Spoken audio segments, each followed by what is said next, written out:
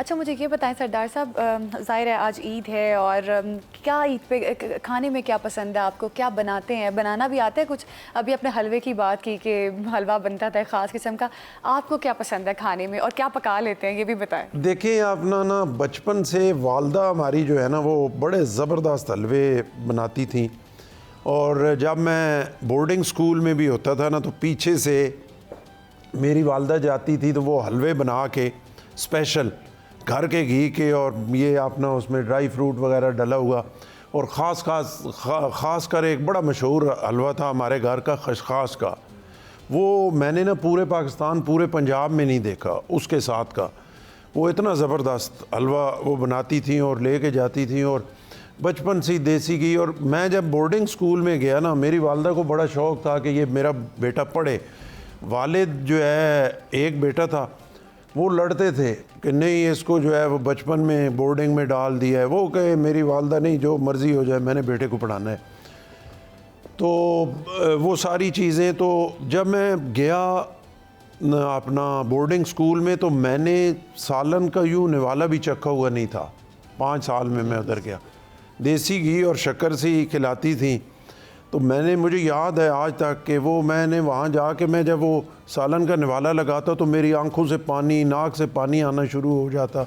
मतलब इतना वो उन्होंने मुझे लाडों से पाला। और वो जो हलवा है ना, वो बड़ा तारीख साज हलवा है, कभी इंशाल्लाह आपको खिलाएंगे।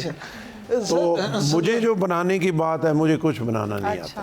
आपके जो पुराने क्लास फेलो हैं, सुना है कि ख़ास तौर पे बोर्डिंग स्कूल से लेके तो बाद तक सब उनकी मौज थी कि घर से इतना वो सामान आता था कि वो सब जो वो लंगर खाते थे। सही बात है, इसी तरह है जी, बिल्कुल उस अल्लाह का करम है, और सारे खाते थे, मिल के खाते थे। बोर्डिंग स्कूल के वैसे ही बड़ा ज़बरदस्त तजर्बा होता है, और आज तक भी वो दोस्त जो हैं वो राब्ते में हैं।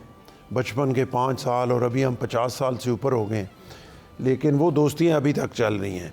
तो वो अल्लाह का फजल है, वालदा आती थी तो वो 7 मुलाजमे जो हैं 2 पतीले उठाए हुए सर पे, उस टाइम सच्चे टाइम थे, अब ये वाले इतनी तो थी नहीं, तो सब मिल के उसको खाते थे। और मुझे याद है कि क्योंकि उनका शौक़ था कि पढ़ाना भी है इसको, साथ ये भी होता था कि एक बेटा है, अब घर से इतना दूर, पता नहीं इसका क्या।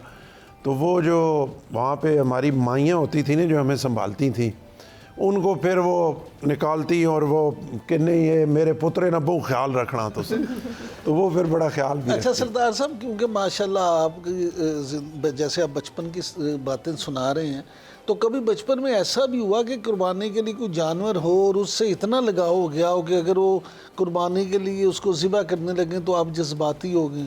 देखिए जानवरों से लगाव तो था, क्योंकि हम देहाती आदमी हैं। तो हमारे घर में जो है वो 8, 10, 12 भैंसें गांव में डेरे पे भी होती थी। बैर जो बनाए हुए था खेतों में, डेरा टाइप, उसमें भी होती थी।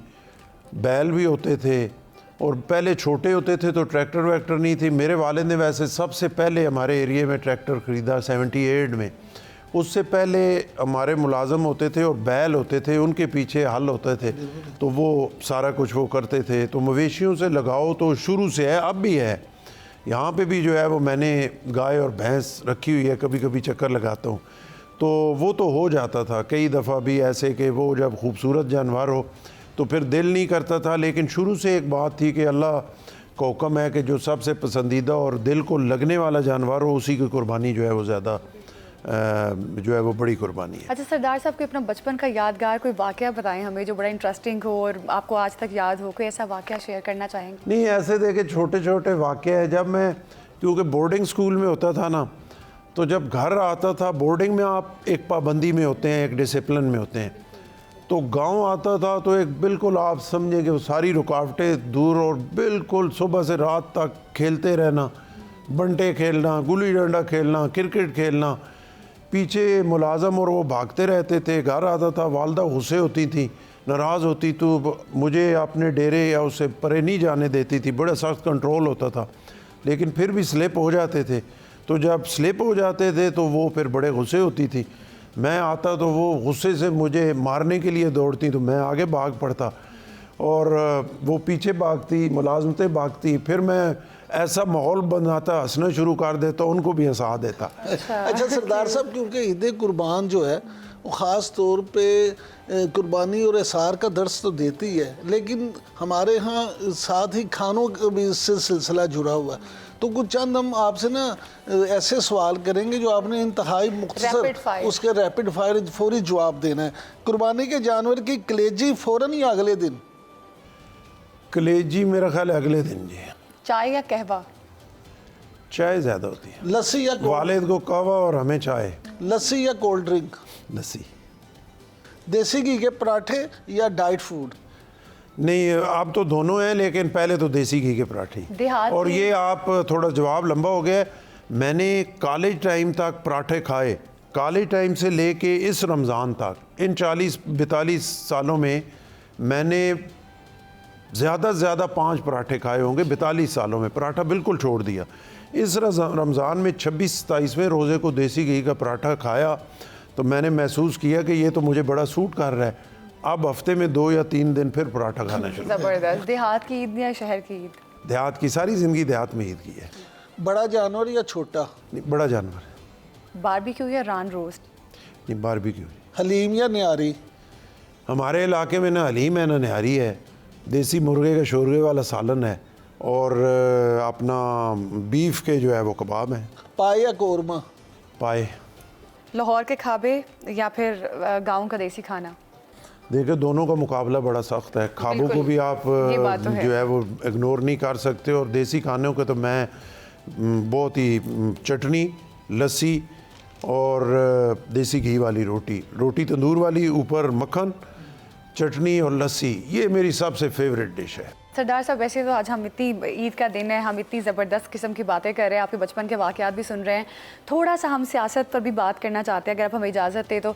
28वीं आईनी तरमीम का आजकल बहुत शोर मचा हुआ है, और इसके बारे में कुछ बताएं कि किन किन इशूज़ को एड्रेस किया जाएगा? देखिए, अभी तक मेरे इल्म में तो कोई ऐसी बात नहीं है। 28वीं तरमीम का शोर है, 28वीं तरमीम ने आना भी है, ये तो एक हकीकत Obvious है। बात और है। ज़ाहिर है वक्त के साथ आपको अपने आइन में, कानून में तब्दीलियाँ करना पड़ती हैं, हालात वाक़यात चेंज होते हैं। आप एक दफ़ा अगर कुछ करते हैं, उसमें से तजर्बा हासिल करते हैं, आपको महसूस होता है कि ये जो हमने कानून साजी की है, ये इम्प्लीमेंटेशन में इसमें जो है वो लोगों के लिए तकलीफ़ है या मुल्क के लिए नुकसान है, या मुल्क के लिए इसको हम और बेहतर कर सकते हैं, तो वो ज़रूर चेंजेस तो आनी चाहिए। लेकिन अभी तक 28वीं तरमीम पे कोई डिस्कशन किसी जगह हुआ नहीं है, तो उस पर मेरा ख्याल है अब जब हुआ नहीं है तो मफरूज़ों पे तो बात करने का मकसद कोई नहीं है।